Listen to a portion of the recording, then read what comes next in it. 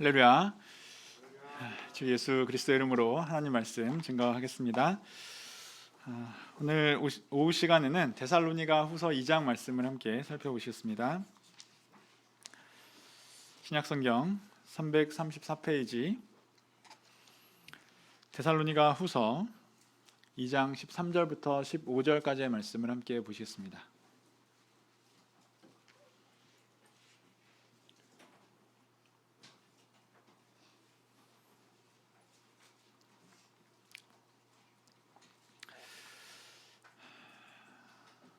데살로니가 후서 2장 13절부터 15절까지의 말씀, 제가 13절, 14절 읽고 우리 15절 함께 읽도록 하겠습니다. 데살로니가 후서 2장 13절부터 제가 읽겠습니다.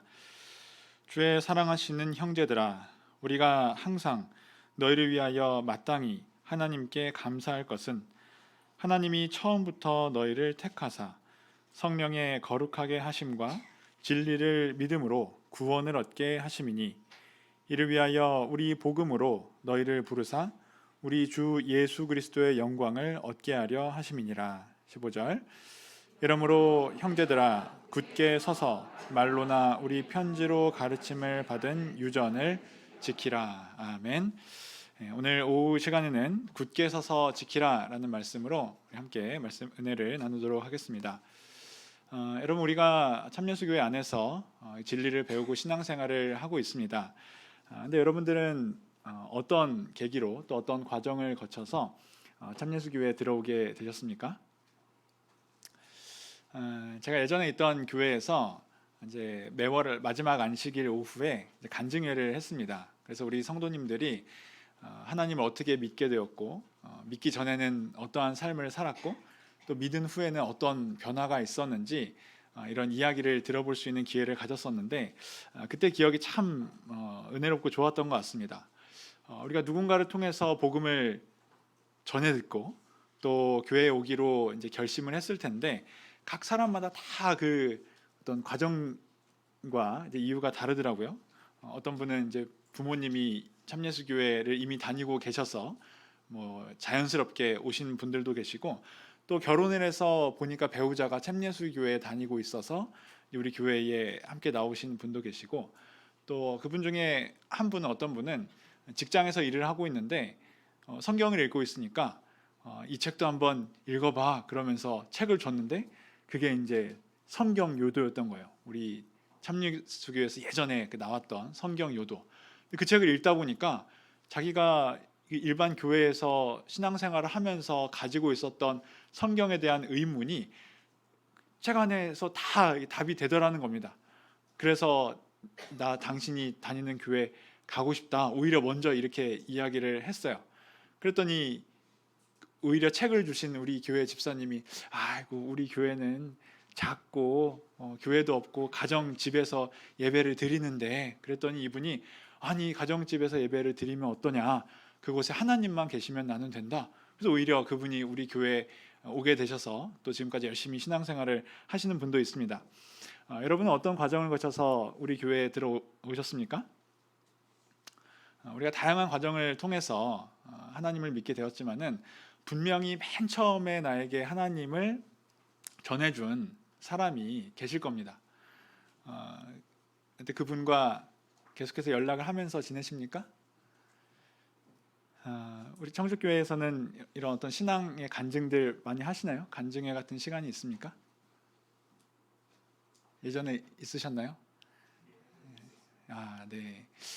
보니까 청주교회에서 막 다른 지역에 있는 교회로 가셔서 원정 간증도 하시고 그런 걸 들었는데, 기회가 있으면 우리 성도님들 간증도 한번 들어봤으면 좋겠습니다. 또 어떤 분들은 뭐 모태신앙이라서 이제 부모님을 통해서 자연스럽게 교회에 오신 분도 계실 텐데, 그런 분들에 대해서 어떻게 생각을 하십니까? 감사하는 마음을 가지시나요? 아니면은, 아니 왜 하필 나를 참예수교회로 인도해서 하나님을 믿게 해서 나를 이렇게 고생시키나, 이렇게 생각이 드시진 않습니까? 요즘에 워낙 하나님을 믿는 것이 힘들고, 또 한동안 코로나 때문에 교회 가는 것 자체가 눈치가 많이 보여서 그런 원망이 있을지도 모르겠습니다. 그런데 오늘 말씀을 보시면 이 데살로니가 후서 말씀을 보시면 이 데살로니가 교회는 지금 우리들이 겪는 그런 어려움과는 비교도 할 수 없는 그런 신앙의 핍박을 겪으면서 이 하나님을 믿는 사람들이었습니다. 이 좁고 험난한 길로 인도한 사람 바울 사도에 대해서 바울 사도가 그들에게 복음을 전해서 하나님을 믿게 되었는데 바울 사도에 대해서 이 사람들이 어떤 마음을 가졌을까? 왜 우리를 이런 힘든 믿음의 안으로 들어오게 했을까? 이런 원망의 말을 하고 또는 바울 사도가 아이고 내가 미안하네 괜히 복음을 전해서 당신들이 이렇게 고생시키고 이런 것이 아니라 이 말씀을 통해서 보시면 이들이 하나님께 감사하고 또 바울 사도가 하나님께 감사하고 그들의 신앙이 성장하고 다른 지역의 본이 되고 하는 모습을 볼 수 있습니다. 그래서 오늘 말씀을 통해서 어려운 시기에 힘든 시절을 겪어가며 하나님을 믿는 우리 또한 이 신앙생활 가운데 가져야 되는 마음과 또 어떤 일에 우리가 더욱 힘써야 하는지에 대해서 생각을 해볼 수 있게 되기를 바랍니다. 13절의 말씀을 먼저 보시면요, 우리 데살로니가후서 2장 13절 말씀을 다시 한번 같이 보도록 하겠습니다. 13절 말씀을 같이 읽어보시겠습니다. 천천히 보시겠습니다. 시작. 주의 사랑하시는 형제들아, 우리가 항상 너희를 위하여 마땅히 하나님께 감사할 것은 하나님이 처음부터 너희를 택하사 성령의 거룩하게 하심과 진리를 믿음으로 구원을 얻게 하심이니. 바울 사도는 이 데살로니가 교회를 향한 두 번째 편지에서 내가 너희를 생각할 때 항상 하나님께 감사한다. 항상 너희를 위하여 마땅히 하나님께 감사한다라고 이야기를 하고 있습니다. 우리가 어제 저녁 말씀에서 데살로니가 전서 말씀을 봤는데 그때 말씀드렸다시피 이 데살로니가 지역은 마게도냐의 수도로서 신앙생활하기가 아주 힘든 곳이었다고 했습니다. 또 특별히 바울 사도가 이 지역에 머문 기간이 길지 않았다고 했죠. 짧게는 3주, 길어봤자 한 달, 이 정도 되는 기간 동안에 바울로부터 말씀을 듣고 복음을 받아들여서 이제 하나님을 믿는 신앙생활 안으로 들어오게 되었습니다. 그리고 나서 보니까 이 데살로니가에 있는 유대인들의 핍박이 아주 비신사적이었고 심했죠. 그래서 바울 사도가 밤에 헐레 도망가듯이 데살로니가를 피할 수밖에 없지 않았습니까?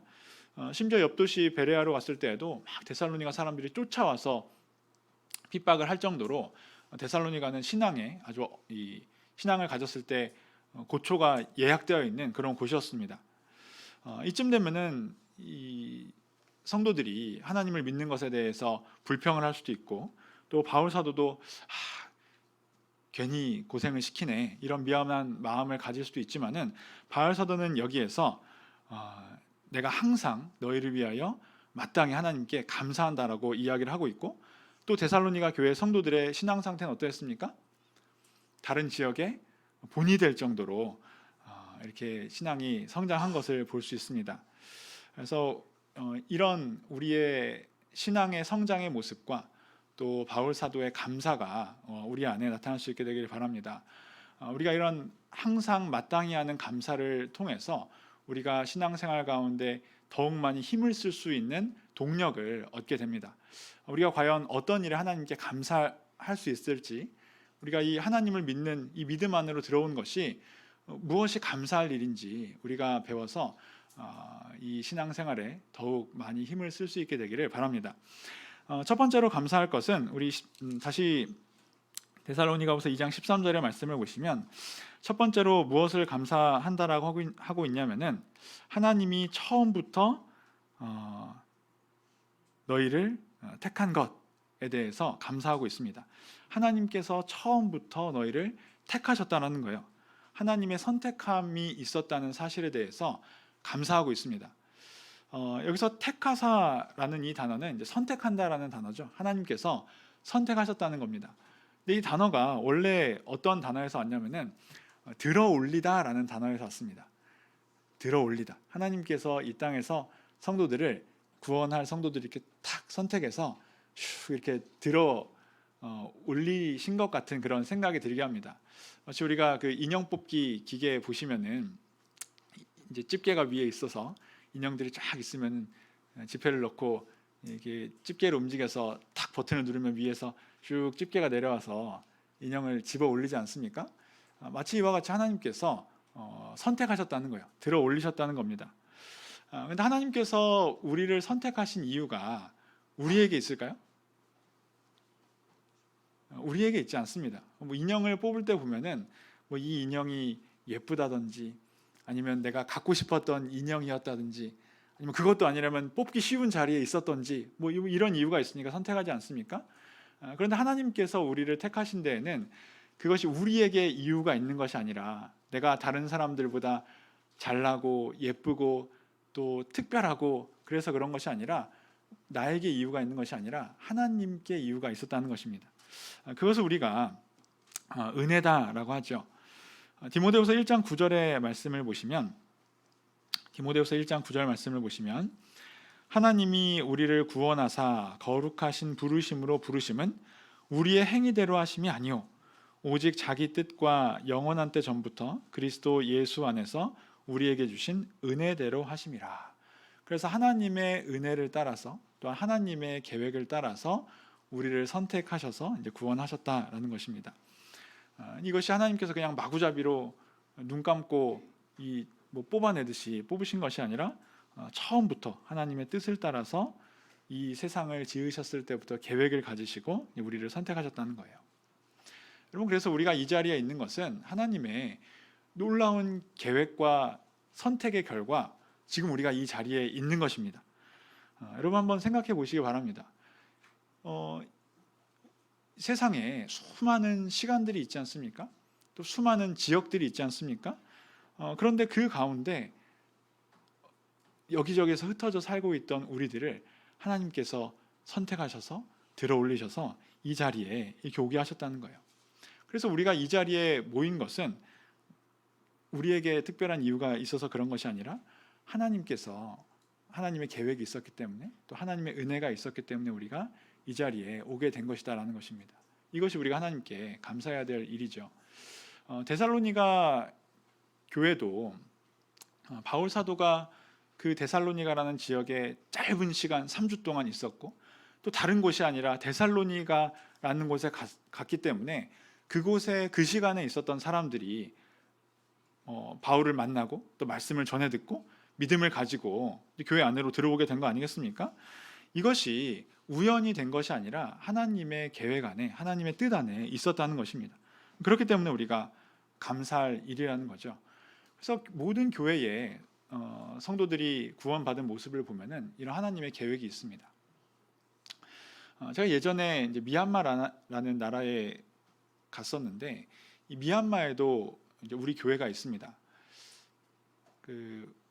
이호셉 목사님이 아마 이야기를 해주신 걸로 제가 해주셨을 것 같은데 저와 같이 이렇게 미얀마에 갔다 왔거든요. 그 미얀마에 성도들이 많지 않습니다. 교회가 한 4곳 정도 있고 또 기도소, 집회소가 4곳 정도 있는데 성도가 한 250명 정도 모여서 신앙생활을 하고 있습니다. 그런데 미얀마가 이제 불교 국가예요. 그래서 그 대부분의 국민들이 약 90%가 이제 불교를 믿는 그런 나라입니다. 그런데 어떻게 그곳에 참예수교회가 세워졌느냐? 어떻게 그곳에도 진리를 알고 하나님을 믿는 사람이 있느냐? 그 이제 역사를 보니까 처음에 이 기독교에 대해서 관심을 가진 3명의 그 원주민, 소수민족 원주민이 있었다고 합니다. 그래서 각 기독교 교파에다가 이제 편지를 보낸 거예요. 도움을 요청하는 편지를 보냈습니다. 우리가 이러이러하게 하나님을 믿고자 하는데 우리에게 와서 좀 말씀을 전해줄 수가 없겠느냐 하고 편지를 여러 군데 쓴 거예요. 뭐 감리교회도 보내고 장로교회도 보내고 뭐 선결교회도 보내고 여러 교회에 보냈겠죠. 그 가운데 이제 참예수교회에도 보낸 겁니다. 그런데 마침 참예수교회 그 연합총회에서 그 편지를 받고 읽게 되었고 그리고 결정을 해서 일꾼을 이곳으로 보내자라는 결정이 내려졌고 그분들이 가서 말씀을 전해서 이제 그곳에 참예수교회가 세워지고 지금까지 이렇게 많은 성도들이 구원을 받게 되었다는 것입니다. 그래서 하필이면 왜 많은 교파 가운데 참예수교회에 편지를 보냈고 그 많은 편지를 보낸 교회 가운데 우리 교회가 먼저 그 편지를 받아서 또 일꾼을 보냈는가? 이것이 사람들의 생각으로 볼 때는 우연일 수 있죠. 뭐 어떻게 하다 보니까 그렇게 되지 않았겠느냐. 그런데 이것은 우연이 아니라 하나님이 보실 때에는 선택이라는 겁니다. 하나님께서 그 때와 또 장소와 모든 것을 계획하셔서 하나님께서 그들을 구원하셨다는 거죠. 그래서 내가 어떻게 이 자리에 있는가? 내가 어떤 과정을 거쳐서 누구를 통해서 하나님을 알게 되어서 이 자리에 지금 앉아 있는가라는 것을 생각할 때 이것은 오로지 하나님께 감사할 일이라는 것입니다. 그래서 바울 사도가 먼저 이것을 감사하고 있고요. 두 번째로 하나님께 감사하는 것은 성령으로 거룩하게 하신 것입니다.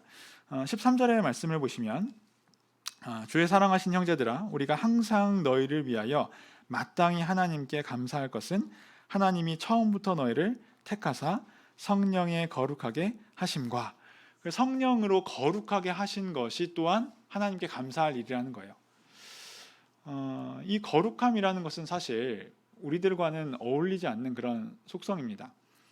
로마서 3장 23절의 말씀을 보시면 모든 사람이 죄를 범하였음에 하나님의 영광이 이르지 못하더니 우리가 다 죄를 지으면서 살아가고 악한 생각과 말과 행동을 하면서 지내지 않습니까? 그래서 이 거룩함이라는 것은 우리에게 어울리지 않는 그런 모습입니다. 그럼에도 불구하고 하나님께서 우리를 거룩하게 하셨다는 거예요. 무엇을 통해서? 성령을 통해서 우리를 거룩하게 하셨다라는 겁니다. 우리 교회에 제가 어제 짧게 간증을 드린 어떤 한 형제님, 그 유년 시절에 우리 교회 나오다가 40년 동안 이제 세상으로 나가 있었던 분이 있었다고 하지 않았습니까? 이분이 교회를 떠나 살면서 이제 세상에서 막 이제 하고 싶은 것도 하고 또 담배를 배워서 40년 동안 담배를 막 피웠습니다. 이거 완전 중독이 된 것이죠. 그분 나이가 80이 안 됐으니까 인생의 절반 이상을 담배와 함께 지낸 겁니다. 이게 얼마나 몸에 배고 이제 중독이 되었겠습니까?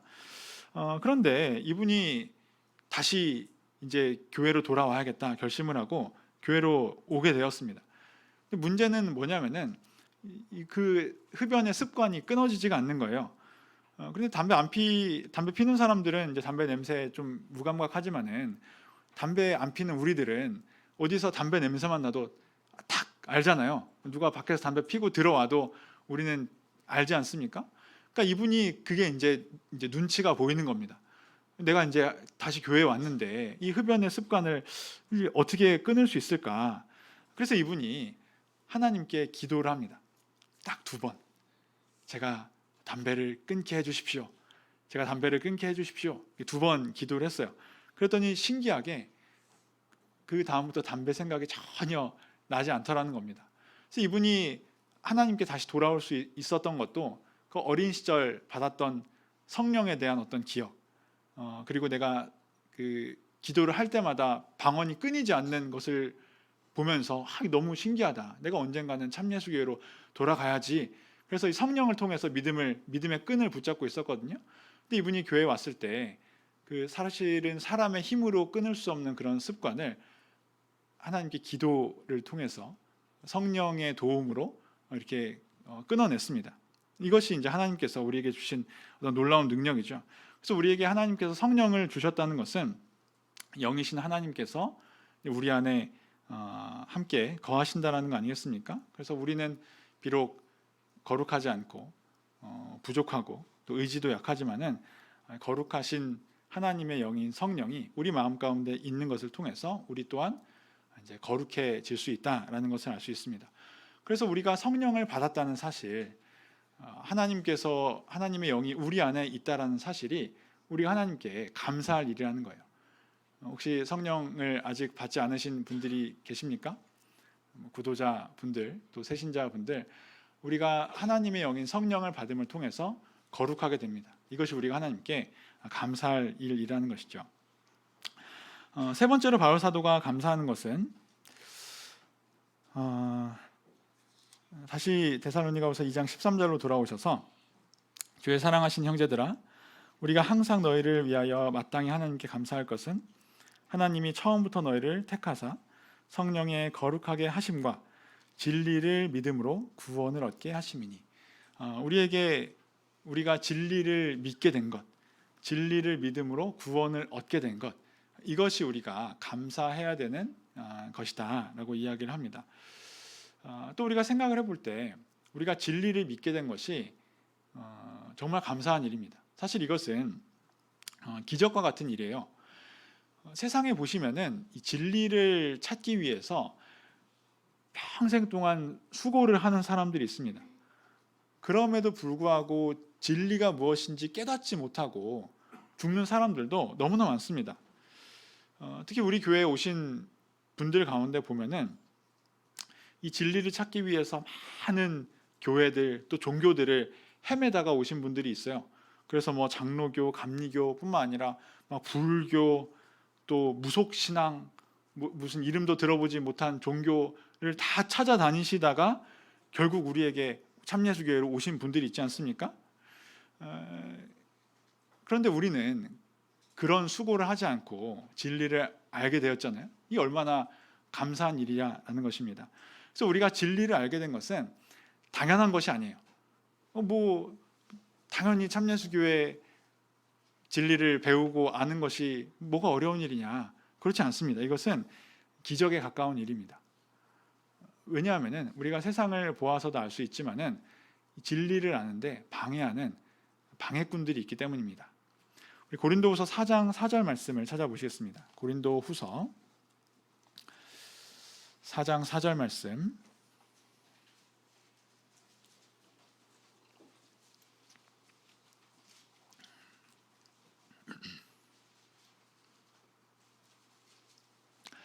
고린도후서 4장 4절 말씀 우리 같이 읽어보겠습니다.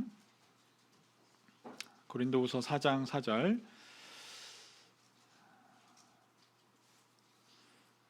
함께 읽겠습니다. 시작. 그 중에 이 세상 신이 믿지 아니하는 자들의 마음을 혼미케 하여 그리스도의 영광의 복음의 광채가 비추지 못하게 함이니 그리스도는 하나님의 형상이니라. 이 세상 신, 그러니까 악한 영, 마귀가 믿지 않는 사람들의 마음을 혼미케 해서 진리에 이르지 못하게 한다라는 것입니다. 여기에는 그 진리를 알게 하는데 방해꾼들이 있다는 것이죠. 반면 우리는 이 진리를 알게 되었으니 이것이 얼마나 놀랍고 감사한 일이겠습니까? 그래서 진리를 알게 된 것이 정말 우리가 하나님께 감사할 일이라는 거예요. 그리고 진리를 알게 된 것뿐만 아니라 우리가 진리를 믿게 되지 않았습니까? 진리를 들어서 알게 된 것만 해도 감사한 일인데 우리가 그것을 들었을 때 우리 마음 가운데 믿음이 생기게 되었다는 것입니다. 그런데 이 믿음이라는 것은 그냥 아무렇게나 생기는 것이 아닙니다. 데살로니가서 3장 2절의 말씀을 보시면 믿음은 모든 사람의 것이 아님이라 라고 말씀을 하고 있거든요. 그래서 어떤 사람들은 아무리 진리를 알려줘도 믿음이 생기지 않습니다. 이것이 믿어지지가 않는 거예요. 반면 어떤 사람들은 진리를 한 번만 전해도 마치 기다렸다는 듯이 그것을 믿는 사람들도 있습니다. 그래서 믿음이라는 것도 사실은 하나님께서 주시는 겁니다. 이것이 인간의 어떤 의지나 노력으로 되는 게 아니라 하나님께서 선물로 주신 것이라는 사실이에요. 제가 믿음을 가진다는 것이 또 참예수교회의 진리를 안다는 것이 얼마나 놀랍고 하나님께 감사할 일인가에 대해서 저희 할머니를 통해서 배웠습니다. 저희 할머니가 지금은 이제 연세가 많이 드셨는데 이제 95 이렇게 되셨어요. 저희 할머니가 이제 저희 아버지와 함께 지내시면서 저희 아버지가 할머니를 이제 모시고 살았고 제가 어렸을 때 이제 할머니가 키워주셨습니다. 그래서 어린 시절부터 할머니와 이렇게 쭉 자라났는데 할머니가 이제 연세가 드시면서 치매에 걸리게 되셨어요. 먼저 참예수교회 아버지가 먼저 들어오시고 할머니를 전도해서 평생 동안 이제 신앙생활을 하셨습니다. 근데 연세가 들고 나서 치매가 이제 생기신 겁니다. 치매가 들면은 기억이 점점 사라지지 않습니까? 뭐 최근에 기억부터 점점 이제 사라지게 되잖아요. 그래서 치매가 상당히 진행되고 난 뒤에는 어느 정도까지 상태가 심각해졌냐면은 본인이 낳은 아들도 못 알아보고, 그리고 이제 평생 동안 키운 손주 저도 이제 못 알아보고, 이제 그런 이제 상태까지 악화가 되었습니다. 그런데 제가 할머니를 뵈러 갈 때마다 놀라운 것은 참예수 교회에 대한 믿음은 잃어버리시지 않더라고요. 사실은 이제 훨씬 뒤에 아버지가 먼저 교회에 나오시고 할머니를 전도한 거이기 때문에 하나님 믿으신 일이 더 나중 일이거든요. 그런데 그것을 잊지 않고 계시더라는 거예요. 그래서 제가 참 신기했습니다. 그래서 할머니가 이제 당신 아들도 못 알아보시고 이제 저도 못 알아보시고 그럼에도 불구하고 제가 가면은 옆에서 이야기를 합니다. 아이고, 교회 다녀야 되는데, 저한테 그렇게 이야기를 해요. 그럼 제가 할머니한테 저 교회 다녀요 그렇게 이야기를 하면은 할머니가 아이고, 참예수교회 다녀야 되는데 이렇게 이야기를 하십니다. 그래서 할머니, 제가 참예수교회 목자예요 이렇게 이야기를 하면은 할머니가 아이고, 잘했네 이렇게 이야기를 하십니다. 그러니까 제가 누군지도 모르고 이제 사람에 대한 기억이 다 사라졌음에도 불구하고 참예수교회 다녀야 된다, 하나님 믿어야 된다, 이런 이야기를 하시는 것을 보고 이 믿음이라는 것은 우리의 어떤 머리로 되는 것이 아니라 진짜 하나님께서 주시는 것이구나라는 것을 제가 느꼈습니다. 그래서 우리가 삶의 여러 과정을 통해서, 모든 과정을 통해서 참예수교회의 진리를 듣게 되고 전해 듣게 되고 또 믿음을 알게 되고, 이런 것들이 기적과도 같은 하나님의 은혜라는 사실을 우리가 기억하고 감사하는 마음을 가질 수 있게 되기를 바랍니다. 우리가 이 감사하는 마음을 가지게 되었을 때 이 신앙생활을 더욱 이제 힘을 낼 수 있는 그런 동력이 여기에서부터 나오게 됩니다. 때로는 어떻게 하나님을 믿게 되었냐, 어떻게 믿음을 가지게 되었냐 이렇게 간증을 좀 해달라고 부탁을 하면은 대부분 분들이 굉장히 부담스러워합니다. 나는 뭐 특별한 계기가 있었던 것도 아니고 누가 와서 나에게 전해서 이렇게 믿게 되었다, 간증을 부탁드리면은 뭐 이적 기사를 막 체험하고 내가 환상을 보고 그래서 하나님을 믿게 되어야만이 간증을 할 수 있는 걸로 생각을 하시잖아요. 그런데 그렇지 않습니다. 우리가 믿음 안에 들어오는 과정을 보면은 하나님께서 우리를 구원하시는 그 방법을 보면은 성경에 아주 보편적인 그리고 일반적인 방법이 이제 14절에 나와 있는데, 데살로니가후서 2장 14절의 말씀을 함께 보시면요. 데살로니가후서 2장 14절의 말씀을 보시면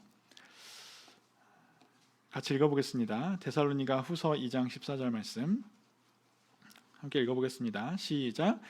이를 위하여 우리 복음으로 너희를 부르사 우리 주 예수 그리스도의 영광을 얻게 하려 하심이라. 하나님께서 부르셨다는 거예요. 우리를 이렇게 불러서 구원을 얻게 하셨는데 어떻게 부르셨느냐 보면은 이를 위하여 우리 복음으로 너희를 부르사. 우리는 누구를 이야기할까요? 복음을 전한 이제 바울 사도를 이야기하잖아요. 그러니까 바울 사도가 복음을 전해서 너희를 불렀다라는 것입니다. 그래서 사람의 전도를 통해서 하나님께서 부르시는 것이 하나님께서 일반적으로 사용하시는 방법입니다. 또 굉장히 성경적인 방법이죠. 그래서 하나님께서 우리를 부르실 때 꼭 뭐 그 막 빛을 쫙 보여주시면서 음성 가운데 누구누구야 참예수교회로 와라, 이것이 하나님께서 불러주신 것이 아니라 뭐가 하나님께서 부르신 것이라는 거예요? 우리의 복음으로, 그러니까 복음을 전하는 사람을 통해서 하나님을 믿게 되고 교회 안으로 오는 것이 아주 표준적인 부르심이라는 겁니다. 이게 하나님께서 일반적으로 사용하시는 방법이라는 거예요.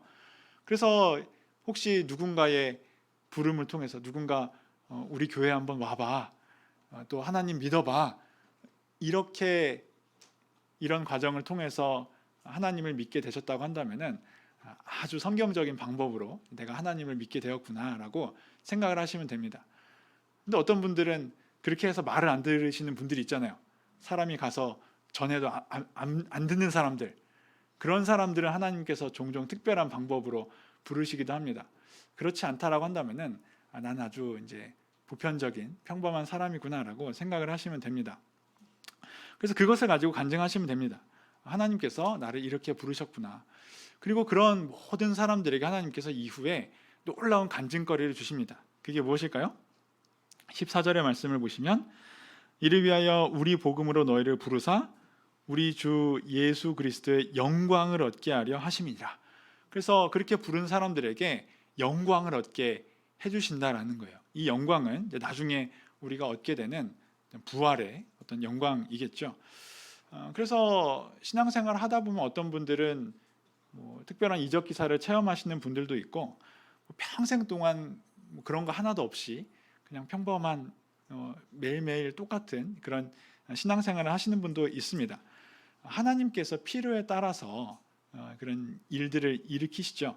그래서 우리가 나의 삶 가운데 이적 기사가 없다, 특별한 일이 없다라고 해서 너무 실망하시거나 또 하나님을 보채거나 하실 필요 없습니다. 결국은 우리가 놀라운 하나님의 영광 가운데 들어가게 됩니다. 바로 이제 부활의 영광이겠죠. 이것과 비교할 수 있는 다른 영광이 없습니다. 이 얼마나 큰 영광입니까? 우리 모두가 이후에는 놀라운 부활의 영광 가운데로 들어가게 될 것입니다. 이것을 기대하면서 사시기 바랍니다. 마지막으로 15절의 말씀을 보시면 이런 구원과 부활의 소망을 얻은 성도들을 향해서 권면을 합니다. 하나님의 큰 은혜를 입었으니까 우리가 감사하는 마음을 가지고 살아야 되고 또 영광을 소망하면서 살아야 되는데, 그런 성도들에게 바울 사도가 어떤 권면을 하고 있는가, 우리 15절 말씀을 함께 보시겠습니다. 데살로니가후서 2장 15절 말씀 같이 읽겠습니다. 시작. 이러므로 형제들아 굳게 서서 말로나 우리 편지로 가르침을 받은 유전을 지키라. 이러므로 이제 결론에 해당하는 말씀입니다. 하나님께서 우리에게 이런 은혜를 주셨고 우리가 항상 마땅히 감사하는 마음을 가지고 있어야 하는데, 이제 결론적으로 이런 권면을 하고 있다는 것이죠. 첫 번째로는 굳게 서라라는 것입니다. 굳게 서서. 그리고 두 번째로 말로나 우리 편지로 가르침을 받은 유전을 지키라. 그래서 굳게 서는 것 그리고 지키는 것, 이것을 우리가 이제 힘써서 해야 합니다. 굳게 서는 것은 넘어지지 않고 이제 믿음을 지키는 것이죠. 당시 데살로니가 지역의 성도들이 여러 가지 핍박을 받았습니다. 이 우상에 대한 유혹, 또 정치적인 압박, 또 죄에 대한 많은 미혹들이 있지 않았습니까? 그런 것에 걸려 넘어지거나 주저앉거나 하지 말고 굳게 서라라는 거예요. 그 믿음 안에 굳게 서 있으라라는 것입니다. 성경에 보면 굳게 서라라는 이제 명령이 많이 나옵니다. 그런데 좀 종합을 해보면은 이 굳게 서라라는 것이 위치에 대한 이야기가 있습니다. 어디에 굳게 서라. 어디에 굳게 서라고 되어 있냐면은 믿음에 굳게 서라, 혹은 주 안에 굳게 서라. 그래서 우리가 굳게 서야 되는데 위치가 있다는 거예요. 다른 데에 굳게 서는 것이 아니라 우리가 믿음에, 주 안에 굳게 서야 됩니다.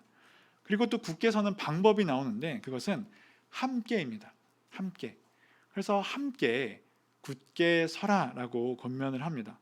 마치 바람이 많이 부는 곳에 있는 나무가 서로 얽혀서 함께 뿌리들이 얽혀서 넘어지지 않고 이렇게 서 있는 것처럼 넘어지거나 부러지거나 주저앉지 말고 다른 나무들과 함께 굳게 서 있으라는 것입니다.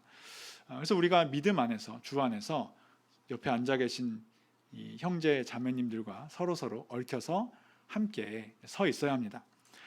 두 번째로 우리가 힘써야 되는 것은 이제 지키는 것입니다. 지켜야 한다는 것이죠. 그래서 지키라라고 하고 있는데, 지킨다라는 것은 이제 붙잡는다라는 말입니다. 우리가 빼앗기지 말고 변하지 말고 이제 수호하라라는 것이죠. 그래서 계시록 3장 11절의 말씀을 보시면 내가 속히 이 말이니 네가 가진 것을 굳게 잡아 아무나 네 면류관을 빼앗지 못하게 하라. 그래서 우리가 붙들고 있는 것을 빼앗기지 말고 또 변질시키지 말고 굳게 붙들고 있어야 됩니다.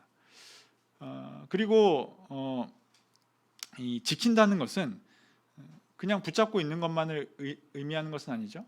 지킨다라는 것은 이제 실천한다라는 것을 뜻합니다. 우리가 교통 신호를 지킨다라고 할 때 교통 신호를 붙잡는 것을 의미하는 것이 아니라 교통 신호를 지키는 거잖아요. 빨간불에 멈추고 초록불에 가고, 이것이 이제 신호를 지키는 거 아니겠습니까? 그래서 굳게 서서 지키는 것은 말씀을 그냥 붙들고만 있는 것이 아니라 그 말씀을 우리가 삶 가운데에서 실천하는 것입니다. 그래서 우리가 이제 굳게 서서 이렇게 지켜야 됩니다. 꽉 붙들고 실천해야 된다는 거예요. 우리가 무엇을 꽉 붙들고 실천하면 될까요? 뭐를 붙들고 실천하면 될까요? 말씀, 성경. 결론적으로는 맞지만은 오늘 말씀을 보시면은 무엇을 지키라고 하고 있습니까? 다시 15절 말씀을 보시겠습니다. 2장 15절 말씀 같이 읽겠습니다. 시작. 이러므로 형제들아 굳게 서서 말로나 우리 편지로 가르침을 받은 유전을 지키라. 뭘 지키래요? 유전을 지키라. 말로나 우리 편지로 가르침을 받은 유전을 지키라. 이 유전은 장로들의 유전, 이런 유전이죠. 전해 내려오는 것인데 장로들의 유전이 아니라 여기는 말로나 우리 편지로 가르침을 받은 유전. 그러니까 사도들의 말이나 사도들의 편지를 통해서 전해받은 그 가르침, 그것을 지키라는 것입니다. 이제 이것은 이제 지금 우리에게는 신약 성경이 되는데 당시에는 신약 성경이 없었죠. 구약 성경만 그 사람들이 가지고 있지 않았습니까? 그래서 사도들이 말과 편지로 가르쳤습니다. 사도행전 2장 42절의 말씀을 보시면 저희가 교회가 사도의 가르침을 받아 서로 교제하며 떡을 떼며 기도하기를 전혀 힘쓰니라. 그러니까 초대교회 성도들은 사도의 가르침을 받았습니다. 그것이 이제 우리에게 신약 성경이 된 것이죠. 그래서 우리 참예수교회를 사도교회에 부흥된 참교회라고 하지 않습니까? 이것은 예수님께서 제자들에게 전해서 가르치고 그 제자들이 가르친 내용을 우리가 그대로 실천하고 있기 때문에 이제 우리가 사도교회에 부흥된 참교회라고 말할 수 있는 것입니다. 그래서 우리가 참예수교회가 붙들어야 될 것이 바로 이 말로나 우리 편지로 가르침을 받은 이 유전들, 우리가 교회를 통해서 배운 이런 말씀들을 우리가 지키는 것입니다. 함께 서서 굳게 지켜야 된다는 것이죠. 지금까지 우리가 많은 시간 동안에 여러 가지 어려움을 겪음에도 불구하고 이 예수님으로부터 전해진, 또 사도들을 통해서 전해진 이 진리의 말씀들을 잘 지켜왔습니다. 참예수교회가 이 땅에 세워진 지 100년이 넘고 또 한국에 들어온 지 이제 70년이 넘지 않았습니까? 그동안 우리가 양보하지 않고 또 변질되지 않고 진리를 잘 붙들고 있었습니다. 그 가운데 여러 가지 어려움이 있었죠. 안식일 때문에 우리가 전도가 안 된다. 뭐 일요일 날 예배 드리자. 또 방언 기도하니까 사람들이 왔다가 도망가더라. 사람들이 모이는 전도 집회 때는 오성 기도만 하자. 뭐 이런 이야기가 있지 않았습니까? 그런 주장으로부터 우리가 우리의 믿음을 지금까지 잘 지켜왔습니다. 또 그것을 통해서 하나님께서 우리 교회를 부흥하게 해주시지 않았습니까? 그래서 우리의 힘으로 지키는 것은 아니고 하나님의 은혜가 분명히 있다는 사실을 생각을 하게 됩니다. 그래서 우리가 가지고 있는 이 진리를 잃지 말고 또 포기하지 말고 이 진리 위에 굳게 서서 이 진리를 지키면서 나아갈 수 있게 되기를 바랍니다. 우리가 이렇게 굳게 서서 지킬 수 있는 힘이 바로 하나님께 받은 은혜를 기억하고 감사하는 것에서 나온다고 말씀드렸습니다. 우리가 항상 하나님께 감사하는 마음을 가져야 되지만은 특별히 오늘 세 가지 말씀드린 하나님께서 처음부터 우리를 택해 주신 것, 또 우리를 성령으로 거룩하게 해 주신 것, 또 우리에게 진리를 가르쳐 주시고 구원을 얻게 해 주신 것, 이것에 대해서 우리가 감사하는 마음을 가지고 우리가 교회로부터 전해들은 이 진리를 굳게 서서 지킬 수 있게 되기를 바랍니다. 그래서 우리가 무엇을 지켜야 됩니까? 말씀, 결론은 말씀이지만은 교회를 통해서 가르침을 받은 그런 내용들이죠. 우리가 감사한 마음을 가지고 또 진리의 말씀을 굳게 서서 지키는 일에 더욱 많이 힘쓰는 저와 우리 모든 창조교회 성도님들 되시기를 예수 그리스도의 이름으로 축원합니다. 말씀 마치겠습니다. 잠시